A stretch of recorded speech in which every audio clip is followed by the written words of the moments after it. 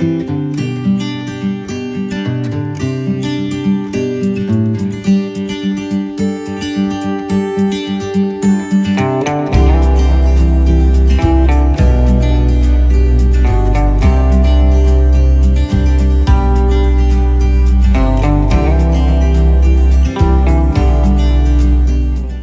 masuk ke tutorial cara pembuatan larutan stoknya. Di sini sudah ada stok makro, mikro. Bagaimana cara membuatnya? Oke, biar adik-adik mahasiswa ini akan mencontohkan bagaimana secara detail cara membuat larutan stoknya.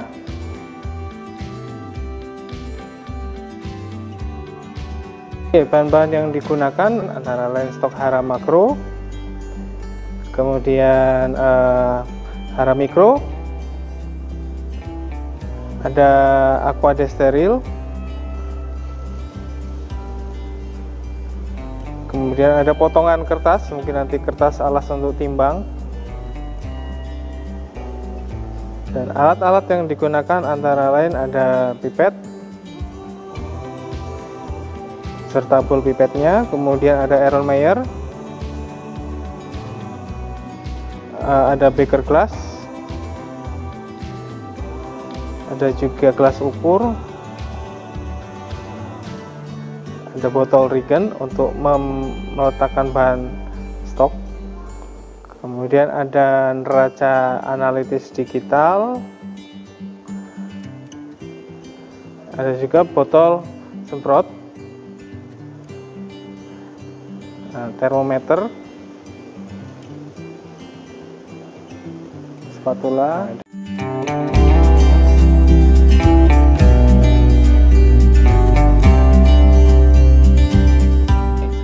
Kita memasuki langkah kerja untuk pembuatan larutan stok. Hal yang pertama harus dipastikan adalah bahan-bahan yang akan ditimbang. Sebaiknya kita membuat checklist dulu, kemudian kita menghitung bahan-bahan yang akan ditimbang dan dipastikan jumlah bahan yang akan ditimbang ini sesuai dengan hitungan-hitungan untuk bahan-bahan.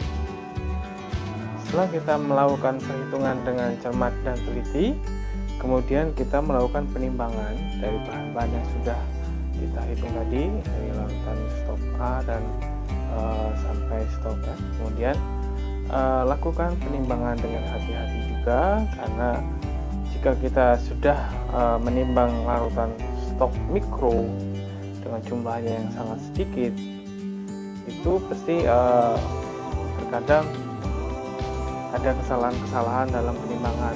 Setelah melakukan penimbangan, kemudian kita melarutkan bahan yang kita timbang tersebut. Kita ambil Erlenmeyer, kemudian diisi dengan aqua desteril, kemudian tuangkan bahan yang ditimbang tadi ke dalam larutan aqua desteril dalam Erlenmeyer tersebut, kemudian diaduk dengan stirrer. Setelah diaduk, pastikan larutan benar-benar larut. Kemudian setelah itu kita tera dengan aqua desteril lagi sampai volume yang diinginkan, yaitu 250 ml. Pastikan ukurannya benar-benar sesuai dan tepat. Setelah sesuai, kemudian masukkan larutan stok tersebut ke dalam botol regen. Jangan lupa pasangkan label dalam larutan stok tersebut dengan data-data pada label tersebut berisi nama stok, kemudian kepekatan, tanggal pembuatan, dan juga berapa mili yang diambil untuk setiap membuat media nanti. Setelah diberi label, kemudian masukkan dalam lemari pendingin.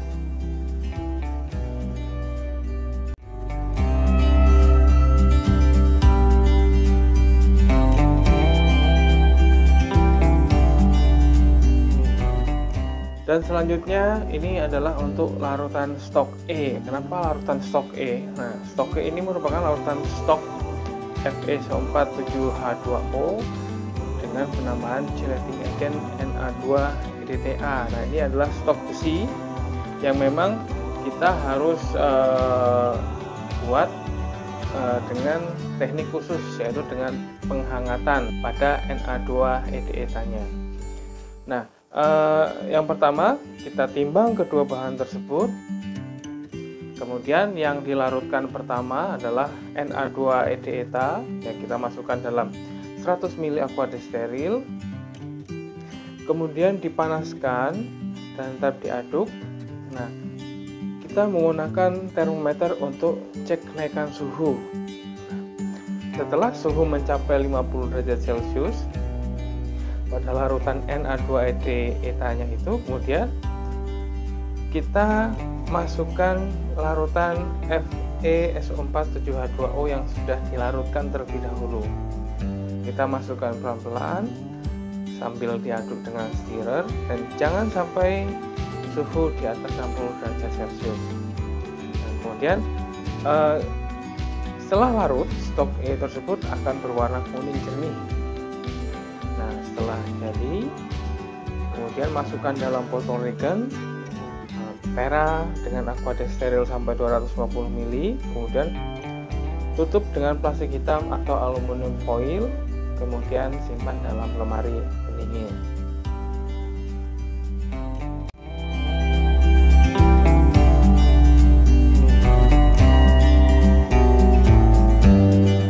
Jika kita tadi telah membuat larutan stok A, stok B, dan stok C yang memang stok itu tunggal, bagaimana dengan stok D, stok E, dan stok F serta stok G yang memang larutan stok itu berisi 2 atau lebih bahan?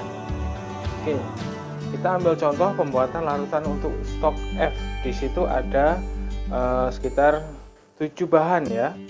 Nah, dari 7 bahan itu kita sebaiknya menimbang terlebih dahulu satu persatu, kemudian kita masukkan dalam beker gelas yang terpisah. Nah, kita masukkan dalam beker gelas terpisah, kemudian kita larutkan satu demi satu, dipastikan semuanya benar-benar larut. Dan volume untuk melarutkan satu persatu ini sebaiknya jika ditambahkan ke 7 bahan tersebut tidak melebihi dari 250 ml. Jadi silakan saja, mungkin bisa sekitar 20 ml atau 10 ml dari masing-masing bahan tersebut. Kemudian kita masukkan ke dalam satu wadah. Stok mikro tersebut dari ketujuh bahan tersebut kita jadikan satu dalam satu wadah dalam kondisi sudah larut semua dan sudah dalam bentuk larutan semua. Kemudian kita tera sesuai volume yang diinginkan, yaitu 250 ml. Kemudian masukkan dalam botol regen stok mikro tersebut, beri label, dan kemudian simpan dalam lemari pendingin.